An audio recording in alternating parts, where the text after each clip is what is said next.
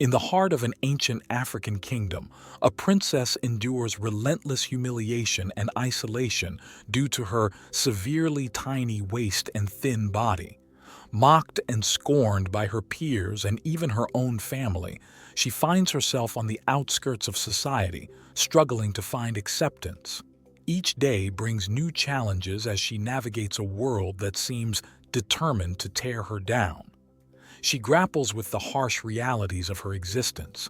She faces the depths of human cruelty and the weight of societal judgment. As the princess entered the bustling marketplace, whispers and giggles followed in her wake.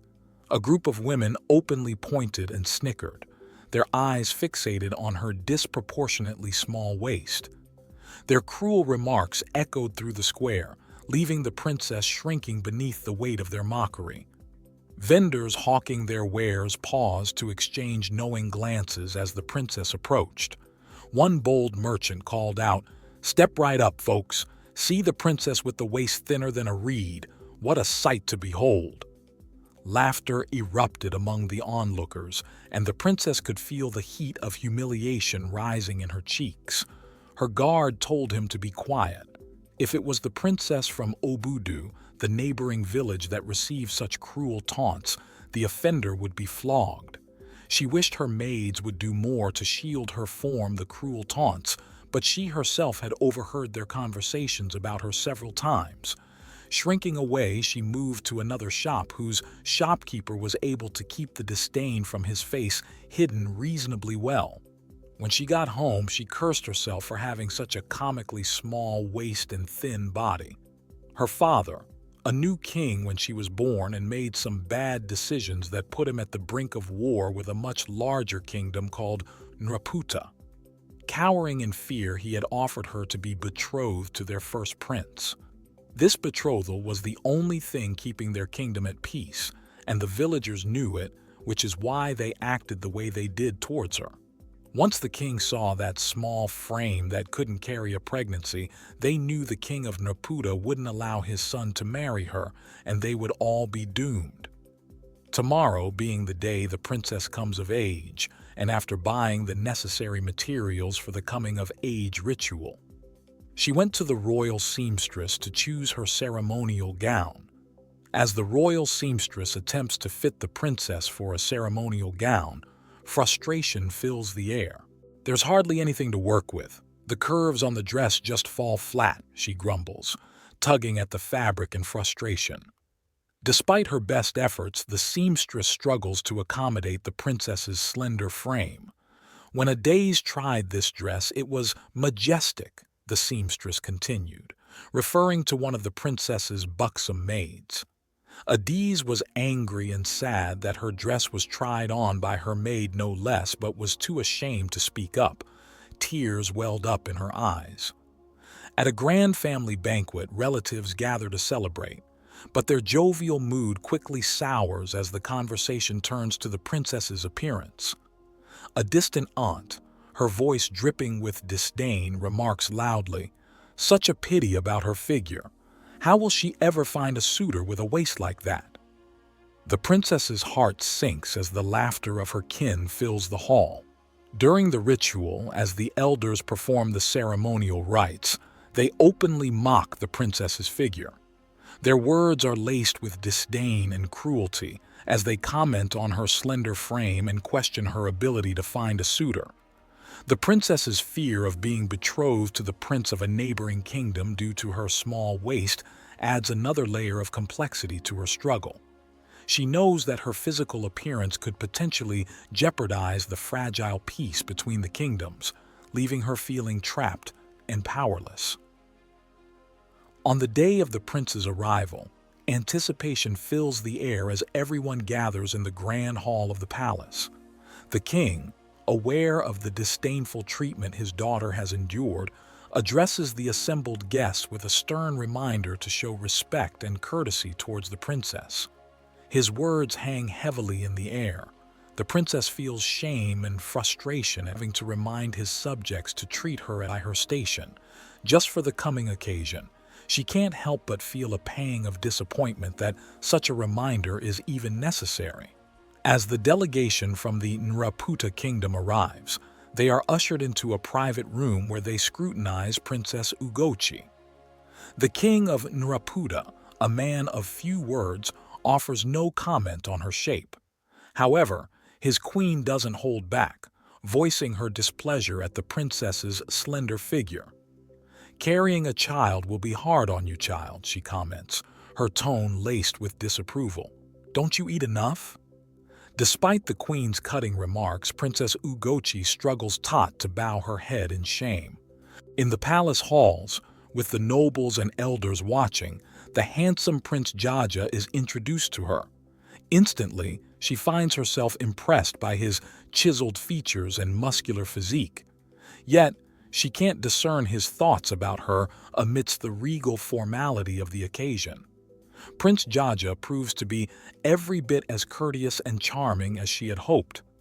However, a sense of unease gnaws at her as she realizes that rumors about her condition may have reached him. The thought horrifies her, knowing that fabricated stories may tarnish his perception of her during his visit. Relief washes over her when the event finally comes to an end, but a lingering desire to see Prince Jaja again tugs at her heart. Despite the challenges she faces, Princess Ugochi remains hopeful that their paths will cross once more. The next day, Princess Ugochi takes a leisurely stroll within the expansive confines of the royal compound, draped in a large coat to conceal her figure from prying eyes. As she navigates the pathways, a group of guards obstructs her way, their bulky forms blocking the road ahead. Unperturbed, the princess politely requests them to make way. However, instead of complying, one of the guards makes a disparaging comment about her slender frame being small enough to squeeze through, eliciting laughter from his comrades. Before she can react, a sudden commotion erupts from the midst of the group as Prince Jaja emerges, his expression thunderous with anger. Without hesitation, he delivers a swift punch to the offending guard, his actions catching everyone by surprise. In a stern voice, Prince Jaja reprimands the guards for their disrespectful behavior towards their princess. His words carry the weight of authority. Using his authority, Prince Jaja orders his guards to apprehend the offending soldiers, their punishment being execution. The princess watches in astonishment as Prince Jaja takes decisive action to defend her honor. The king, Princess Ugochi's father, hears of the altercation but is too cowardly and fearful of the great Nraputa kingdom to intervene on behalf of his men. His primary concern lies in maintaining the goodwill of the Nraputa king, even at the expense of his own soldiers. Despite taking the authority to do so, Prince Jaja chooses not to execute the offenders. Instead, he opts for a more lenient approach, issuing them a stern warning. His decision surprises many, including the palace servants, who now find themselves acutely aware of the power dynamics at play in their own home. They fearfully avoid mocking or causing trouble for Ugochi. For the first time in her life, Princess Ugochi experiences a sense of freedom as she walks through the palace without fear of mockery or scorn. The absence of ridicule is a welcome reprieve, offering her a glimpse of what her life could be like if she wasn't born such a slim woman. Later that evening, Prince Jaja pays her a visit and invites her for a walk. Delighted by the opportunity to spend time with him, Princess Ugochi eagerly accepts. As they stroll through the palace gardens, they engage in light-hearted conversation before the prince broaches a more serious topic. Curious, he gently asks her why she tolerates the mistreatment she endures from others. In response, Princess Ugochi opens up to him, sharing the painful reality of her existence and the lifelong struggle she has faced in seeking acceptance from those around her. With Prince Jaja's attentive ear and understanding demeanor, she finds solace in confiding in him, hopeful that their newfound connection will pave the way for a deeper understanding and acceptance between them. He told her about other places in faraway lands where most people were as skinny, if not more skinny, than her. To them, you will appear normal in a village of large individuals, he assures her with a comforting smile. Really? She asks, her voice tinged with disbelief. Of course, he responds, his tone confident. I've seen it with my own eyes. As Prince Jaja shares tales of his travels, Princess Ugochi listens with rapt attention, captivated by his adventures and the exotic lands he describes. Tell me more, she urges, her curiosity piqued. He regales her with stories of vibrant marketplaces, towering mountains, and sprawling deserts, painting a vivid picture of the world beyond their kingdom's borders.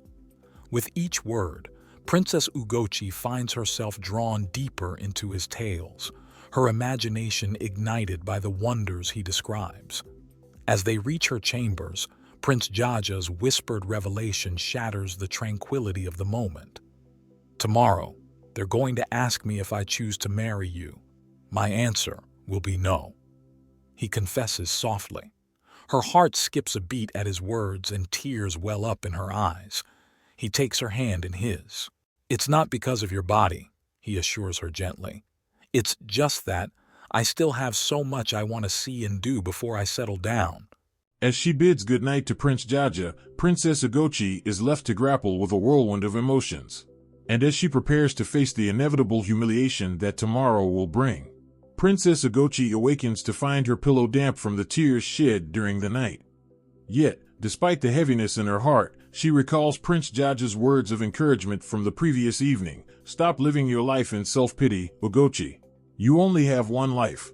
Do what you want. What do I want? She reflects. Gathering her resolve, Princess Ugochi joins the gathered crowd in the palace hall, where anticipation hangs thick in the air. The people await the prince's decision to marry or not to marry the princess.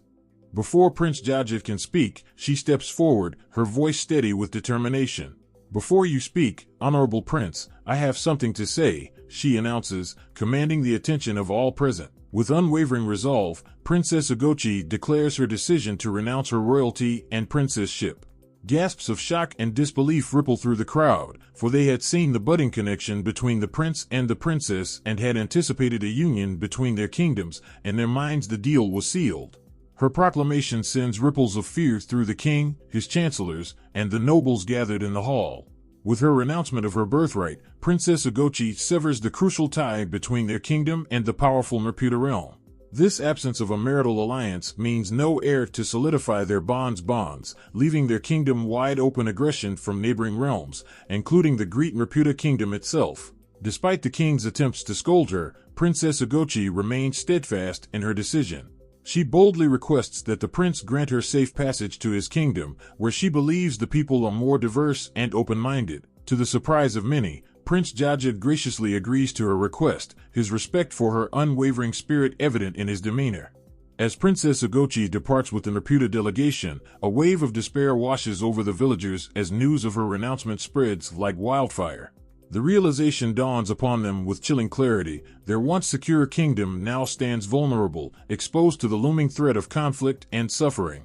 Regret grips the hearts of the villagers, each individual reflecting on their own actions and words directed towards the princess.